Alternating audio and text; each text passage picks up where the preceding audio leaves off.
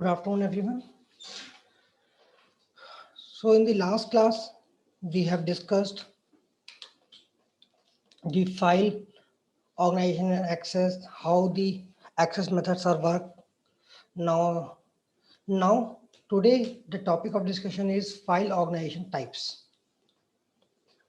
How we are managing our files inside the system so that it will be easier to access, it will be easier to handle. So file organization is of so many types. We will discuss only a few. Five common file organization techniques are index file, the direct or hashed file, the pile, the sequential file, the index sequential file.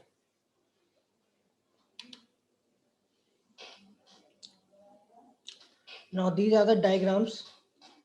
We will discuss all of them one by one. So first we are going to discuss is the pile. This is nothing but the same diagram, whatever here it is shown to you. Now this is a enlarged diagram. Now the pile. Pile is the basic uh, method, you can say, basic organization technique. Here, no systematic way is there. You are directly putting your all data inside a file like your notepad file. In notepad file, you can create so many rows, row 1, row 2, row 3, row 4, and so on. Every row may consist of any kind of data, numeric or uh, alphabetical or any character symbols. Length may be different in every row, like this. Here you are maintaining. So different lengths, no organization of data, but easier to implement. You have to just write whatever you are writing is going to be written in that file. It is least complicated form of file organization. Data are collected in the order they arrive. Data are collected in the order they arrive. Okay, data is coming and you are saving that. No particular order you need to maintain. If you are entering here, the next line you are going to enter is here, next line you are going to enter is here. So you don't need to maintain the alphabetical order or any kind of particular sequence. You are just keeping the data in a random fashion, but in sequential order. Each record consists of one burst of data. So whenever we say that what is a record? Record is nothing but a particular row. In a row, there is a burst of data. There is a kind of data. You cannot differentiate this data with any other. You cannot compare this data with any other record. You may enter anything here. Its purpose is simply to accumulate the mass of data and save it. Just you are saving this data in mass.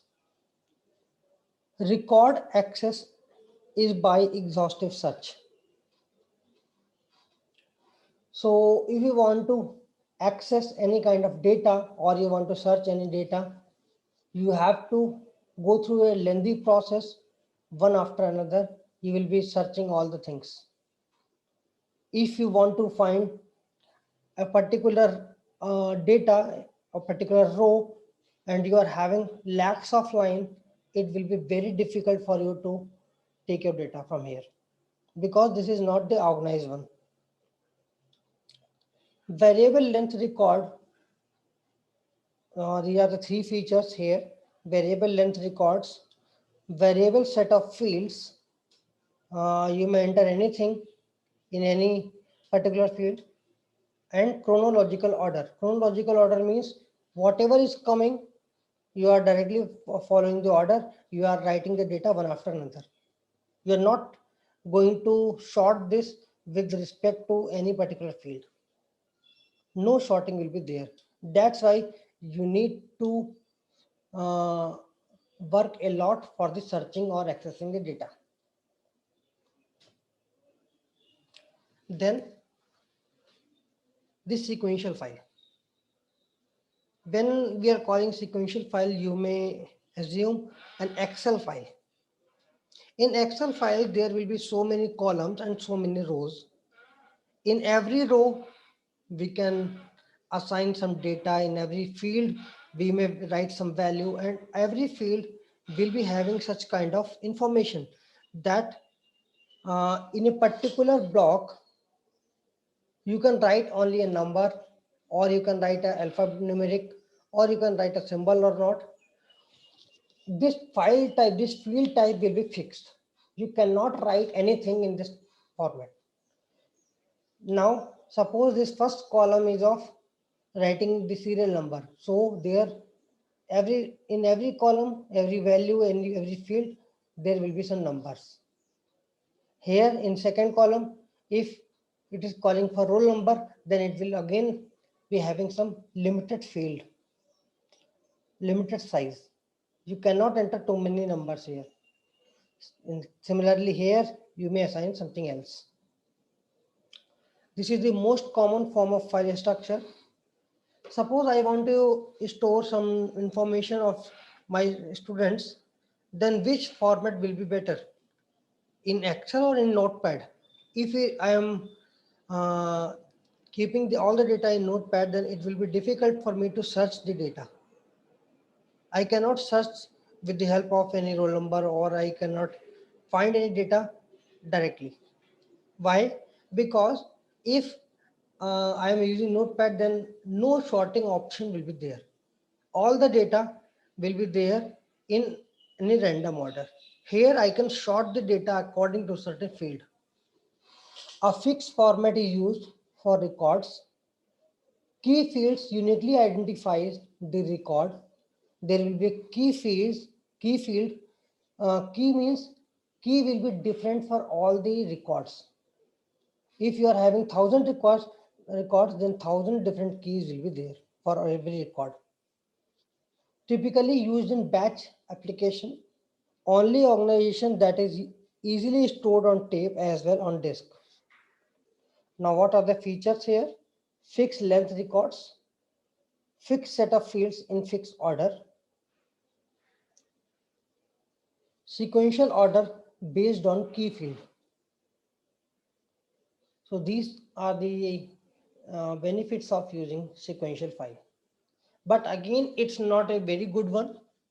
Every time you are inserting a new data, you need to sort or manage the data once again. Suppose I have inserted roll number 5 first, then roll number 7 I have inserted.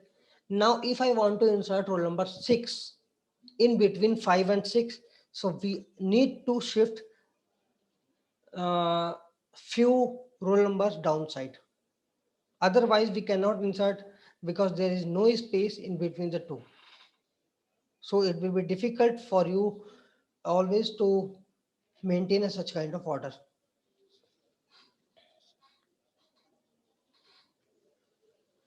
Index sequential file. Now this is something good. So here a main file is there and some index levels, index values are there. Index value means like array. In array, suppose we are declaring an array of 1,000 spots, 1,000 integer values. Now you can go to any of the particular value with the help of index number. I can directly access the index number 420, index number 310, index number 79. I can go to any of this index number by giving the index number directly. So it is simply based on that kind of thing. Everything is to be maintained with the help of indexes. It adds an index to the file to supporting random access.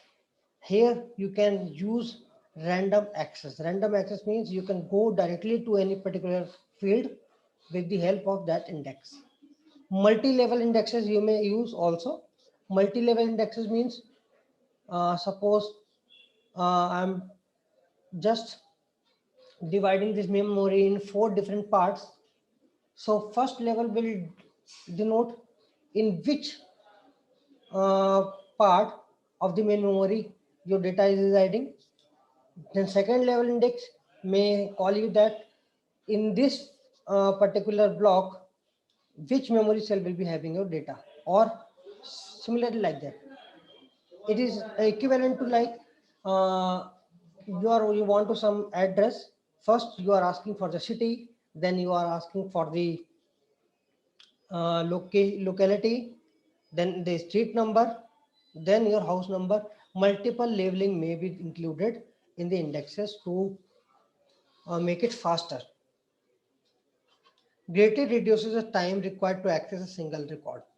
Multiple levels of indexing can be used to provide greater efficiency in access.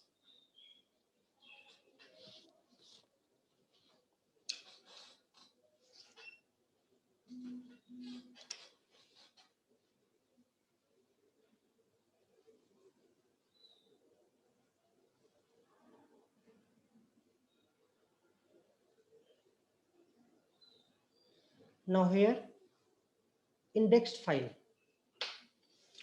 Indexed file means now this is similar to indexed sequential file, but it is indexed file. Indexed file means here you will be having different size of blocks.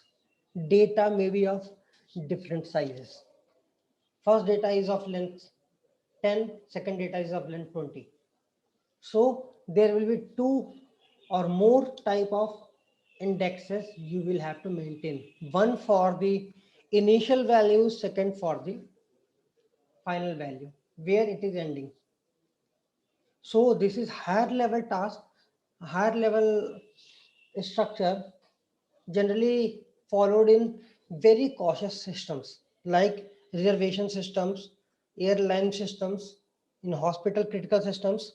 So where life may be in danger, that there only we will include these systems because it will be costlier to implement these systems because you will be having so many indexes here. Records are accessed only through their indexes. Variable length records can be employed. Exhaustive index contains one entry for every record in the main file. Partial index contains entries to record where the field of interest exists. Which location we actually want to locate is to be stored in by partial index. Used mostly in applications where timeliness of information is critical, where you need to implement all the things in time, otherwise life danger may be there only you will be using these index file systems. Example would be airline reservation system and inventory control systems. Some other are also there like direct or hashed file. With the hashed file you are already having some idea in through your uh, data structure part where hashing you have implemented. Hashing means there will be a hash function. With the help of that hash function, you are directly finding the key. And with that help of key, you are directly going to your data. No, if you want to insert the data, then again you need to find the value of the hash key using hash function. If you want to uh, access your data, then again you need to find the key and again you need to locate the data.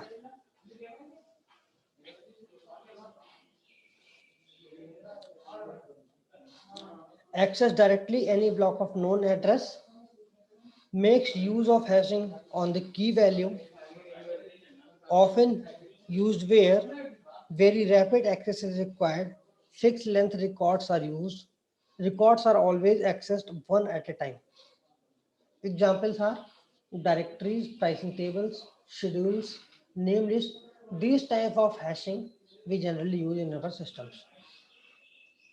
Nowadays, we also using this hashing in our laptops or systems.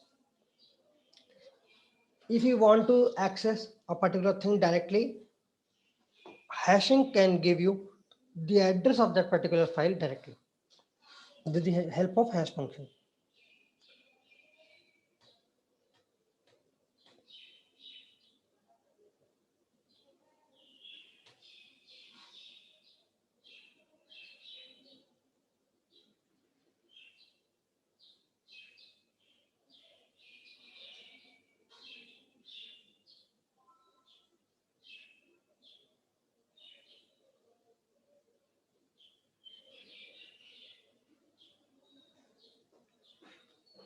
Now the directory part. What you generally do in directories? What are the directories? Whenever you're asked a term file directory, directory means a folder, nothing but a folder you are implementing in your system. Just like you're creating a new folder by right clicking on any particular location. That is file directory. Okay, so we need to understand this directory concept. What is this directory concept? What are the basic information that a file directory consists? Is a file name as chosen by the creator, user or program must be unique within a specific directory. If we are making some file, we are creating some file, these files must be of different names if they are present in the same directory. File type, for example, text, binary, load module, etc. These file types may be there inside a directory.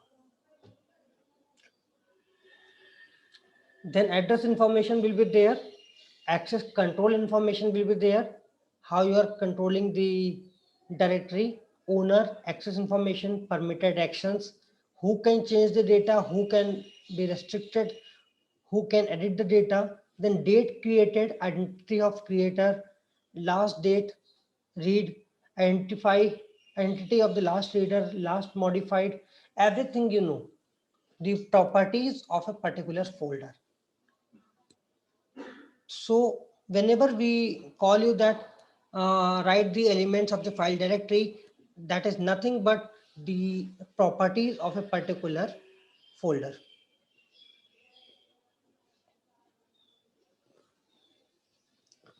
Operations performed on a directory. What are the different operations we can perform? To understand the requirement for a file structure, it is helpful to consider the types of operation that may be performed on the directory. These are search. You can search any particular file inside a directory, create a file inside a directory, delete files from the directory, list the directory. Listing means all the file will be shown to you, and update the directory. Okay, so these are the general operations we are generally performing on the directories or folders, we can say.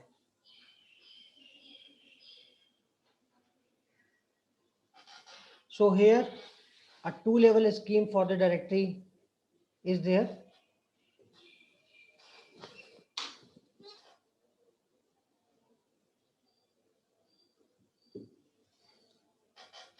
There is one directory for each user and a master directory.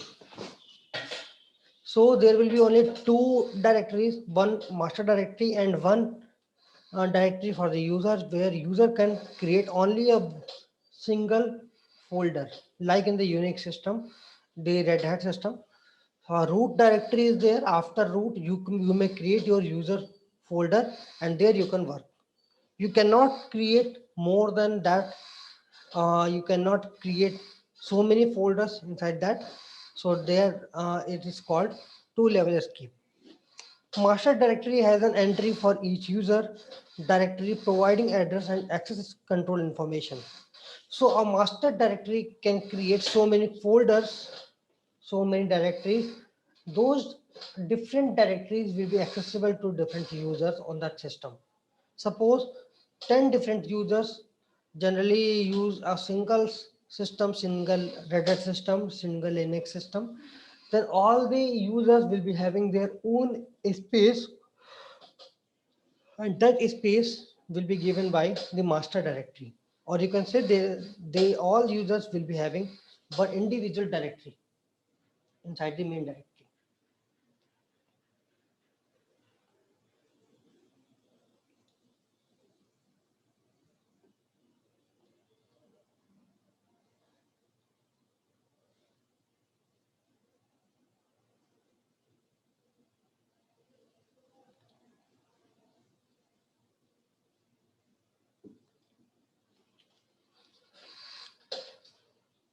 Each user is a simple list of the files of that user.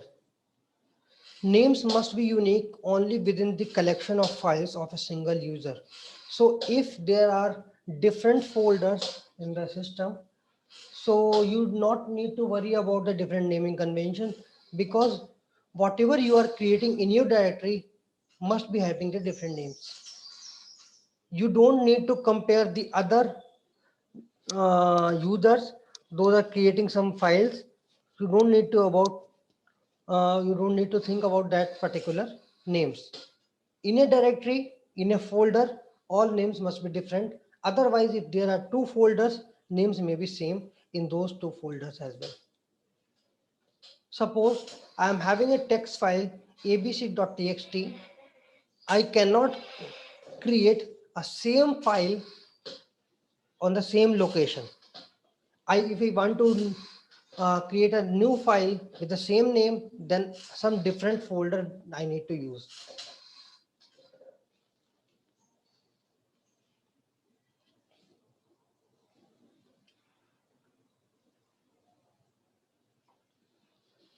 File system can easily enforce access restriction on directories.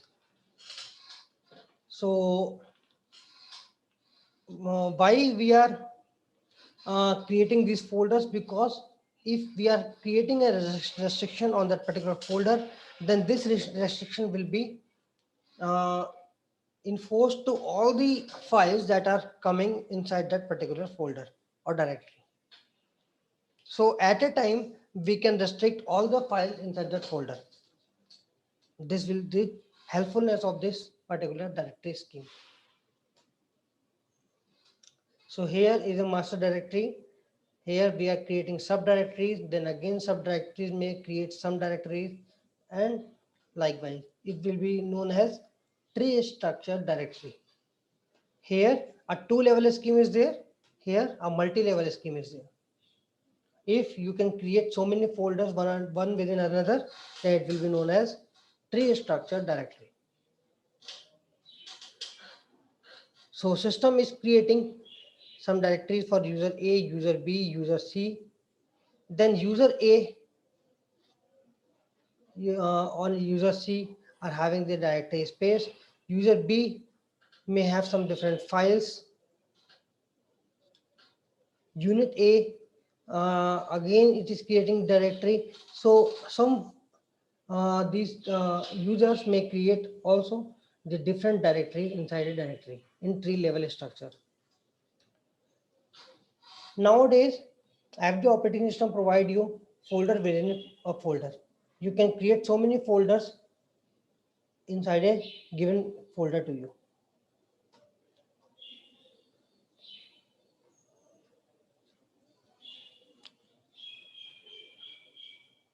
Now this is another concept, that is file sharing, and then the access methods, allocation methods. So we will be discussing this in the next class. File access, file sharing and file access methods. Till now, if you are having any difficulty, you may ask. If you are not having any issue, then CR is requested to take the attendance screenshot and send it to me now.